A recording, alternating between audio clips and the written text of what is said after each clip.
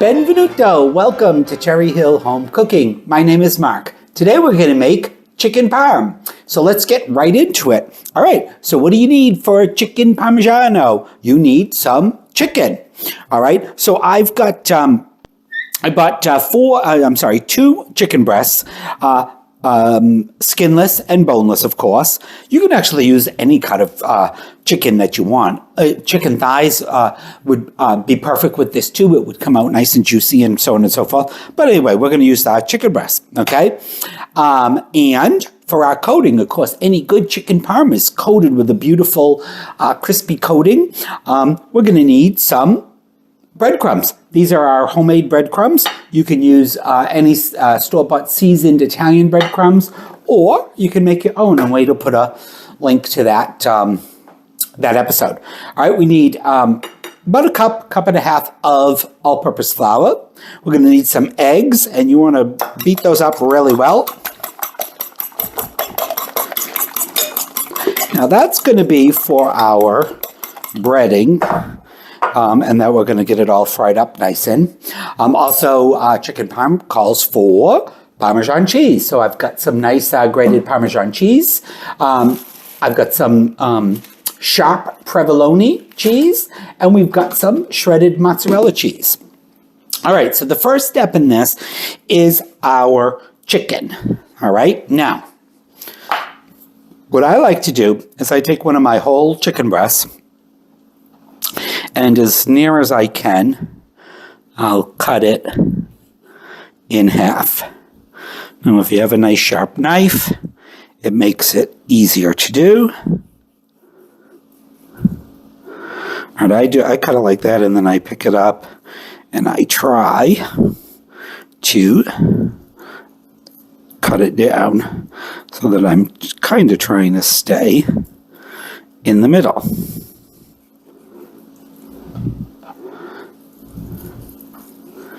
All right, and we're going to get it fairly even. Doesn't have to be perfect. All right, so then, now, if you wanted to do a big, huge piece of chicken parm, like maybe you get at the restaurant, you might want to cut it, down on the side, but don't cut it all the way through. So you could then open it up, okay, and it would still be attached, and then you could flatten it out, and you'd have a big, gigantic piece like you have in the restaurant. I like them to be a little bit smaller. They're a little bit more manageable that way. All right, and then we got a piece. I'm trying not to contaminate everything, so we got a piece of plastic wrap. And we're going to take one of our because that one's going to be, because it's a little, I'll show you this one. I think it'll come out better.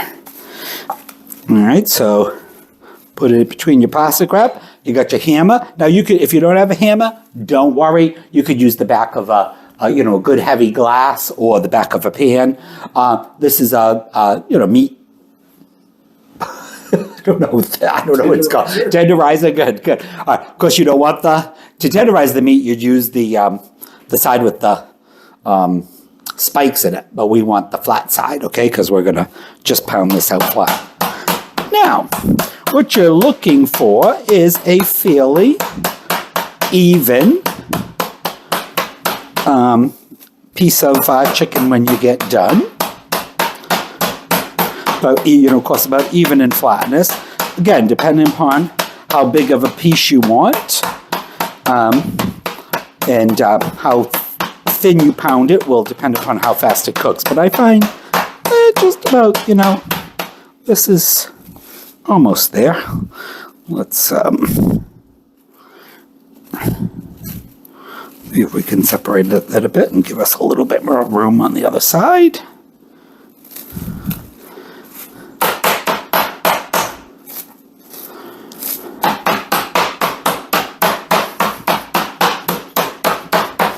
And I'm not really hitting it hard. It probably sounds worse, but you don't want to shred it. That looks about right. There we go. And you get a nice piece of flattened chicken cutlet. I don't know if you can, how well you can see that, but it will do this other one. Like I said, this one I think is gonna, because the tenderloin there might, but we'll see what we can do with it.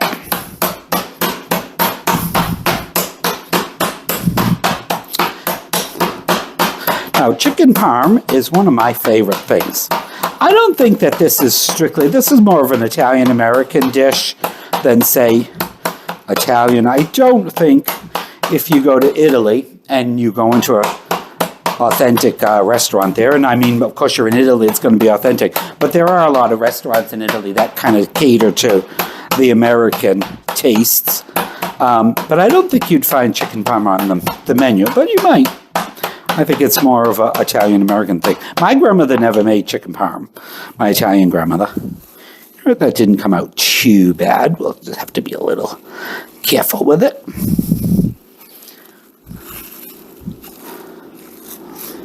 Okay, so I've got all my other pieces pounded out. Let me move all the chicken contaminated stuff out of the way. And give my hands a wash.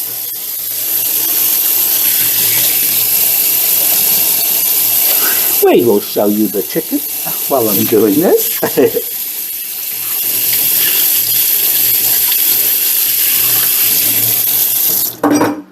All right, now the next step is necessary. So what we're going to do now is we're going to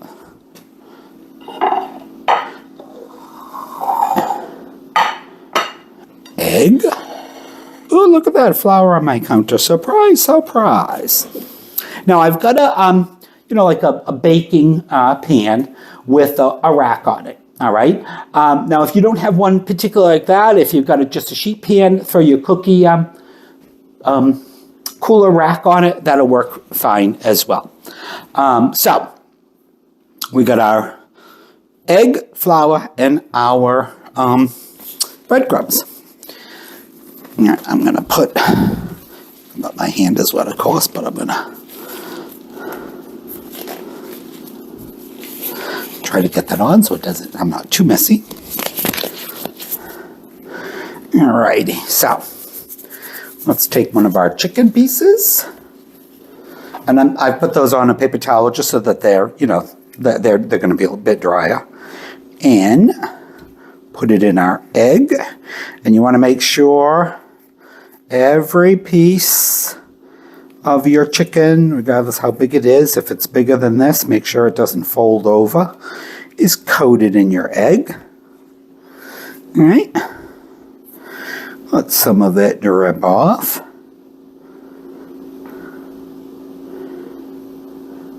Now, I started out with, I think it was 4 eggs, might be 3. You might need to add an extra egg depending upon how much you get it to adhere, but you want to make sure you get it to adhere pretty well. And this is a messy job. So you want a good coating. You want to make sure there's none of the egg that's not been coated. All right, now we're going to put it back in our egg. I know that seems counterproductive, right? But that's the way to do it. All right, and then let's let a little of that drain off and into our breadcrumbs. And again, we want to get these nice and packed on there. You're probably going to need in total of about 2 cups of breadcrumbs, maybe even a little bit more. Depends upon how much everything absorbs. But press it in there good.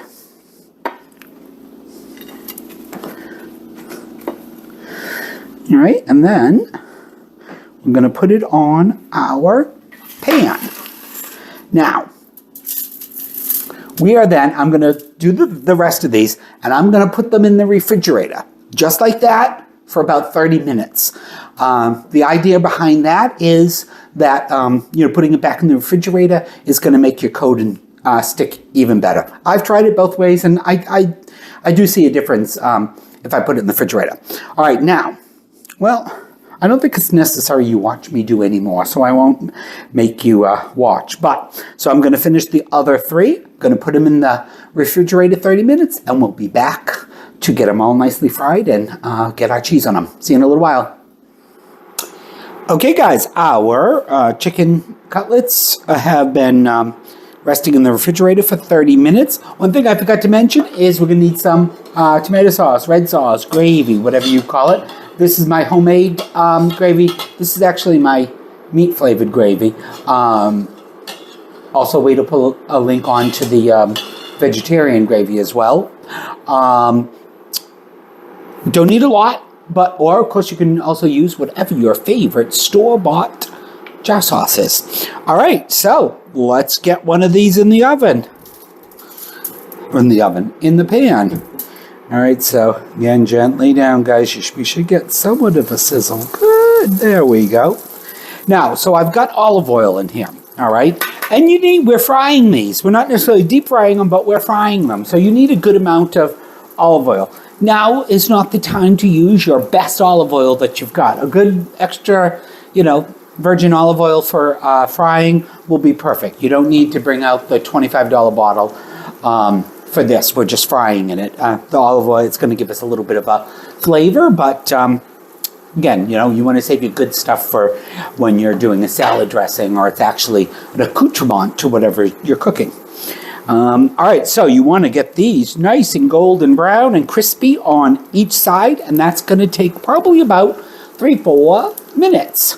By that time, the chicken's going to be fully cooked. It's going to cook a little bit longer because the next step after this is we're going to just put together our sauce and our cheese, and I've got the broiler going. So then we're going to broil it under the broiler till our cheese gets all nice and hot and melty and crispy.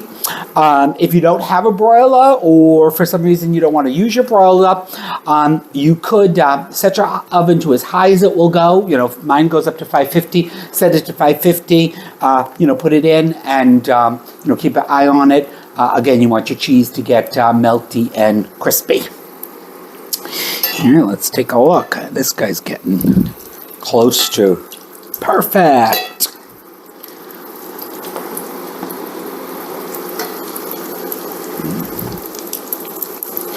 Sometimes when I don't always use my meat flavored sauce. And by meat flavored, there's no actual meat in there. I put beef ribs and pork ribs and sometimes a couple chicken legs in. I saute them. If you're interested in making it, it's called the Sunday sauce. And then I let it simmer slowly for a couple hours, and then I take all the meat out. But all right, I think this one we can turn over. Look at that. I think that's perfect. And you might need to add a little oil. If you could get more, I don't think I would have gotten more. That's also one of the reasons I don't do a big, gigantic, pounded out flat piece, because I don't have a pan big enough really to cook it. I don't think I could have gotten another one in the pan. So I know it's a good 2-3 minutes, right, of me babbling. What else is going on? Anything exciting? Wade's going like this. I don't know about you, but I'm looking forward to eating. Now, I made Wade some sauteed asparagus. We've done that, right? We've done an episode on the sauteed asparagus, the way you like it like that. I have to check. If not, we'll have to do one. That's one of his favorite vegetables. I love asparagus too, but I also love pasta. So I made myself a little bit of angel hair pasta to go with mine. And I'll probably steal a few asparagus as well. And we're going to use this same pan. Don't have to worry about cross-contamination. This is going to go in the oven. Both sides are cooked. It's going to be nice and hot. I put a little bit of tin foil on the bottom of that just to help with ease of cleanup. And I think that looks good to me. I'm gonna tell. Yep, perfect. Take it off. That surprised me. All right, and let's get another piece in. I don't think I need any more oil right now. This pan is ripping hot, roaring hot, I should say. Of course, that's a cast iron pan, so it's really, really hot.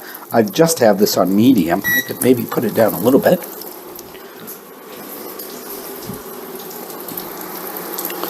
Of course, if you don't want to use a cast iron pan, use any heavy bottom pan.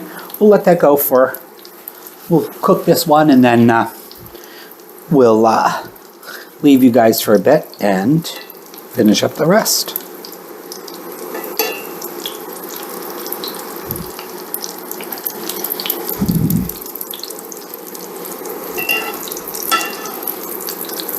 It's nice and brown, but I'm gonna just give it another minute. Look good? Yeah, it does. We haven't had spaghetti in quite a while. So I am really looking forward to having some spaghetti in my red sauce. Because that is my favorite thing in the world to eat. I know it's funny. Now, not that Wade doesn't like pasta. He just has got it in his head that there's a lot of carbs in it. And there is, but we don't eat a lot of pasta. Pasta, and like I said, I grew up, probably had pasta every single day of my life. Some sort of pasta, one way or the other. See, I think I turned that down just a little bit too much, but we're going to give it a flip. And I'm going to turn it back up. Let's get that bubbling again and give it a minute. All right, guys. I'm going to fry up the other 2 cutlets, and we'll be back to assemble it and get it under the broiler. See you in a little bit. All right, guys, our cutlets are all fried up. I don't know if you can bring this in to see if you... See how nice and crispy they are? I don't know if you can hear that, but that's a nice fried up cutlet. All right, guys, so we got our red sauce. All right, and we don't want to saturate these. We're just going to put a little bit on each one. One of our cats, she is going, all of a sudden she's turned into a kitten. She's going crazy, running all over the house. And I don't know where she got so much energy. That's like, she loves Wade more than she loves me, although I'm the one that takes care of her. Well, that's all right. All right. So like I said, we don't want to saturate it. Spread it all around because we're trying to keep our nice crispiness as much as possible. And we're, like I said, we're on the rack, so hopefully the bottom's going to stay nice and crispy.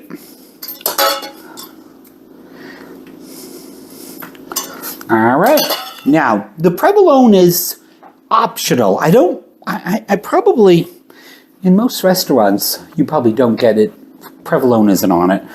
I forgot who showed me how to do, or who taught me how to do that, or whatever. But anyway, so we've got some nice sharp provolone cheese, and probably 2 per cutlet. Remember, we got our broiler going. But if you don't like, now if I was making this for our nephew Matthew, he does not like provolone cheese, so I wouldn't use the provolone cheese. You know, no, he eats some bizarre stuff, but he doesn't like provolone cheese. Doesn't make sense to me. I love it. Now, by the way, you want your sauce to be at least at room temperature. All right, we don't want it, if you've made it at your own sauce and you've kept it in the refrigerator, either bring it to room temperature or heat it up. All right, then we got our mozzarella. And this is as much or as little as you want. Just going to start out with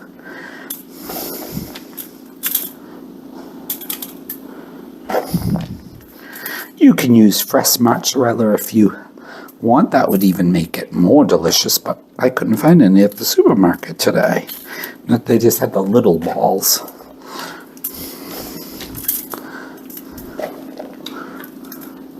So I'm going to say we're probably going to use close to 2 cups, whatever's in the recipe. I can't remember off the top of my head what I originally put, but this says just about 2 cups. Then course, our Parmesan. This is Parmigiano Reggiano. And again, as much as or as little as you like. I like quite a bit of it on there. And again, smells good. Doesn't it? Yeah, well, I love the smell of Parmesan cheese, huh? Again, use the best Parmesan you can, or Romano. Well, you wouldn't use Romano on this because this is Parmesan, chicken Parmesan. But use the best you can get. Try not to get the one from the supermarket shelf. Go over to the deli area. It's going to cost a little bit more. But you can be like me. I scrimp on other things when I want to buy some good Parmesan. All right, we can save a little bit to put on at the table. All right, guys. Now, our goal here is, now on my oven, I've got, with this pan, because it's raised up a little bit, so I've got it sit down on the second, what would you call that, hon? Level? Ooh, babe, babe. That's the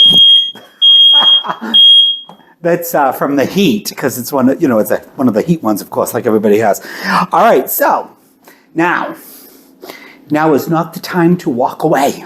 All right, you want to stay pretty close to it, and you want to check it frequently, because we don't want it to burn.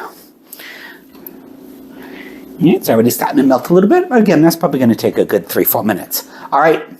Like I said, don't walk away. Keep an eye on it. You want it melty and a little bit of brown. We'll see you in a little bit. All right, guys. We are golden brown and delicious.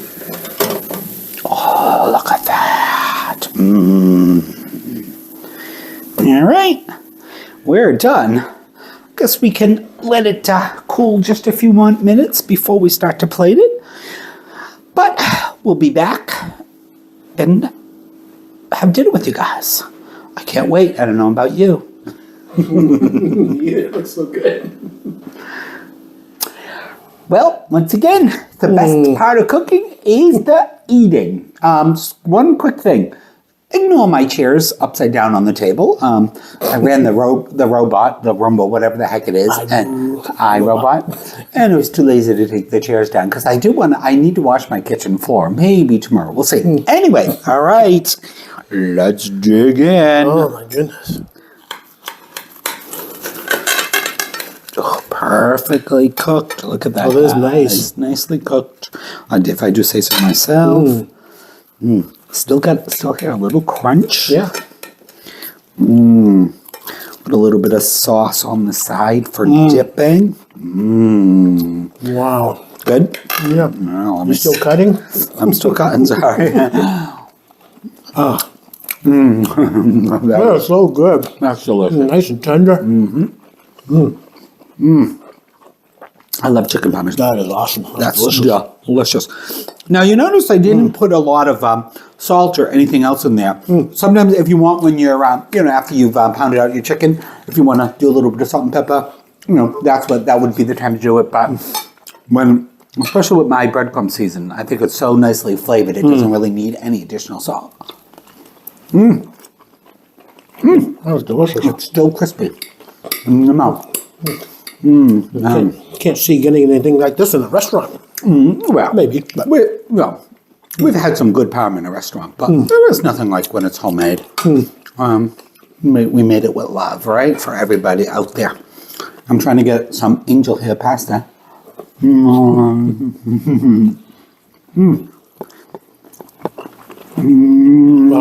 that is good. My favorite. Funny thing is with angel hair pasta is because it's thin, it seems like you're just not eating all that much. You eat twice as much. Anyway, all right, I think I'll put some pasta on my plate. Although again, that's not typically the Italian way of eating. You would never eat meat and pasta. Even, meatballs. Your meat course is always, that's part of your meat course. But we're in the grand United States of America. So that's right. I'm going to do it our way. Right? That's all I got to say. I'm going to try to eat Thank you guys for watching our videos. Please remember to like and subscribe. And check out cherryhillhomecooking.com. We'll see you on the next one. Ciao. Bye. That is yummy. Yep, it is delicious.